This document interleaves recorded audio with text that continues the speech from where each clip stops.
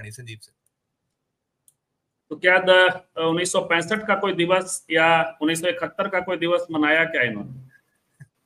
मेरे ध्यान में तो नहीं है। 2015 में कुछ मनाया गया हो या 2021 में कुछ मनाया गया हो, ऐसा तो मेरे ध्यान में नहीं है। दरअसल वो जो विजय सर नहीं मनाया गया था। हाँ, नहीं मना रहे।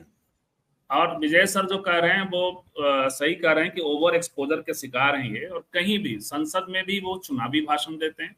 ऐसा नहीं है कि संसद में नहीं बोलते, 2-2 घंटा, सवा 2-2 घंटा। वो भी यदि कोई रिसर्च करे, टीआरएस वाले करते हैं, तो वो देख सबसे ज्यादा बोलने वाले प्रधानमंत्रियों में से एक होंगे। दूसरे लोग जवाहरलाल नेहरू वगैरह यंग लोगों को बोलने के लिए प्रोत्साहित करते थे। बैक बेंचर अटल बिहारी वाजपेयी तक को प्रोत्साहित किया करते थे। अपने विरोधी फिरोज गांधी, अपने दामाद, वो भी उनके खिलाफ फायरी स्पीच देते थे, लोहिया देते थे। तो संसद को तो इन लोगों ने तमाशा बना के रख दिया है। लगातार डिटोरिएशन वहां होता चला जा रहा है। सेना सर अब तक ये खासियत रही है भारतीय सेना की कि राजनीति से परहेज करती रही। राजनीति से अपने वो सिविल उसमें बहुत उसकी कोई रुचि नहीं रखती रही। ये इसका क्रेडिट राजनीतिज्ञों को भी दिया जाना चाहिए और सेना में को भी दिया जाना चाहिए, सेना के अफसरों को भी दिया जाना चाहिए। बगल में पाकिस्तान का हश्र हम सब ने देखा है। एक वक्त ऐसा आया था कि इंदिरा गांधी को डर लगने लगा था कि कहीं वो सेना उनकी ओर आने वाली तो नहीं है, और बाजाता सेना के अफसरों से पूछा था कि क्या ऐसा कर रहे हैं, तो उन्होंने कहा था कि मेरे हम लोगों की इसमें कोई रुचि नहीं है।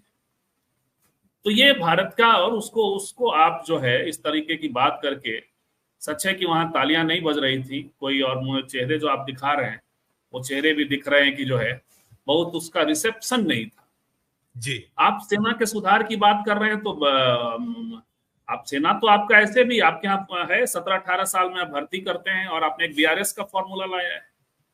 बीआरएस के फॉर्मूले ने भी सेना के एज को थोड़ा कम किया है। कुछ लोग बीआरएस लेते हैं, उसके बाद आप दूसरा तरीका ये है, बीआरएस के बाद पैरामिलिट्री फोर्सेस में भी जाते हैं, सीआईएसएफ वगैरह ज्वाइन करते हैं। ये एक व्यवस्था यहाँ है, उसको थोड़ा और कम कर देते। लेकिन आप 4 साल की नौकरियां, वो रंगरूट करेगा क्या? 4 साल तक तो वो घास छीलता रहेगा। आपने बेसिकली सेना को लेबर फोर्स दिया है, और उसके बाद बाहर आ जाएगा। बाहर आने के बाद जो स्थिति है मिलिटराइजेशन का समाज का, एक सबसे मेजर सवाल है। हम लोग बिहार में बैठे हैं, रणवीर सेना का जो फाउंडर था हम सब जानते हैं। तो अब तो ये यंग लोग आएंगे, अभी 1-2 घटनाएं आई हैं कि वो रोड पे डकैती करते हुए लोग पाई। मिलिटराइजेशन का एक बहुत बड़ा संकट, किसी भी पहलू पे कुछ भी विचार नहीं किया गया, और ये कह रहे हैं कि अलग अलग कब आप करते हैं? कितने मसले को सेलेक्ट कमेटियों में आपने भेजा है संसद में, आप कह रहे हैं कि हम डिस्कशन करते हैं। तो ये मेजर संकट है सर। बात ये कर रहे थे भ्रष्टाचार की, अब भूल गए कि ताबूत घोटाला इन्हीं की सरकार थी, और वो वक्त भी वही था, कारगिल का ही वक्त था। उसके नुआंसेस में नहीं जाते हैं कारगिल के, नवाज शरीफ के और उनके जरिए वो सब फैक्ट है, और जो प्रदीप दावर ये कर रहे हैं। तो आप किसी भी चीज पे आप जब ज्यादा राजनीतिक हमलावर वहां होंगे तो ये सवाल उठेंगे। बात सेना की खरीदियों पे सवाल किया जाना, आपने भी बोफोर्स पर बीपी सिंह के साथ मिलकर के सवाल किए थे ना जी। और उस बोफोर्स का इस्तेमाल भी हुआ ना, उस खरीदी पर भी हुआ। कारगिल में ही बोफोर्स को पाया गया कि उसने जितवाया था हमको, उसने जितवाया जी। तो इतना आप देखिए, राजनीति करिए, राजनीति करना चाहिए, लेकिन आपके कुछ चीजें जो है जहां वो बार्ड है राजनीति का, वो वहां मत करिए। आपके साथ दिक्कत क्या है कि आप इंटरनेशनल रिलेशन में घरेलू रिश्ते, ये घरेलू राजनीति को लेकर के जाते हैं, और घरेलू राजनीति में तो खैर पूरी दुनिया में लोग इंटरनेशनल राजनीति को मिक्सअप करते हैं, वो तो उनकी वो मजबूरी है। लेकिन आपने क्या किया, आपने ट्रंप साहब को बुला करके, ये तो नमूना पेश था भाई अब की बार ट्रंप सरकार। ये तो भारत का लेबर फोर्स है, भारत का मार्केट है, कि आप पर रिएक्ट नहीं हो। और ये अमेरिकन डिप्लोमेसी का भी मसला है कि बाद में वो रिएक्ट नहीं कर हुआ। यही नरेंद्र मोदी यदि अमेरिका के राष्ट्रपति होते और ये घटना घटी होती कि अब की बार राहुल सरकार, तो दूसरी बार नरेंद्र मोदी ने बदला लिया होता, क्योंकि बदला लेने की प्रवृत्ति दिखती है।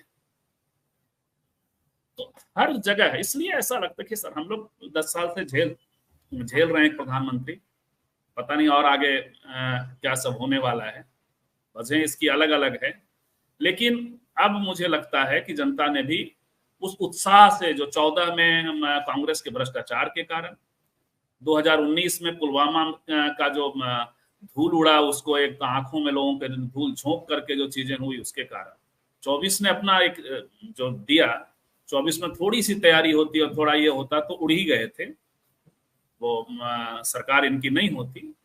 तो ये जनता के बीच में जनता ने भी बहुत रिसीव, बकायत लोगों को सर हम लोग क्या नहीं रिसीव करते, थोड़ी दिन चलेगा। जैसे शुरू में हम लोग जब गांव घर में बैठते थे बचपन में, चौपाल में, दलान में, तो कोई गोडसे भक्त आता था, कोई शास्त्री की हत्या हुई उस पर बोलने के लिए आता था, कोई सुभाष चंद्र बोस, भारत में कॉन्स्पिरेसी थ्योरी बहुत काम करती है, हम लोग भी बड़ा मजा आता था सुनने में।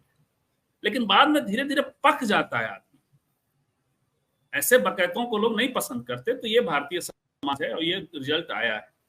संजीव सर, एक लाइन में मैं यही कहूंगा सर कि राजनीति को अब ज्यादा युवा होना चाहिए, सेना को तो युवा होना ही चाहिए, होना चाहिए।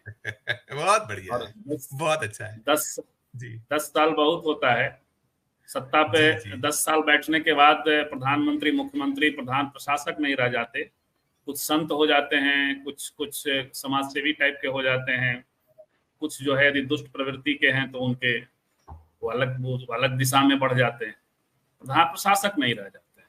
तो हो गया, बहुत हो गया।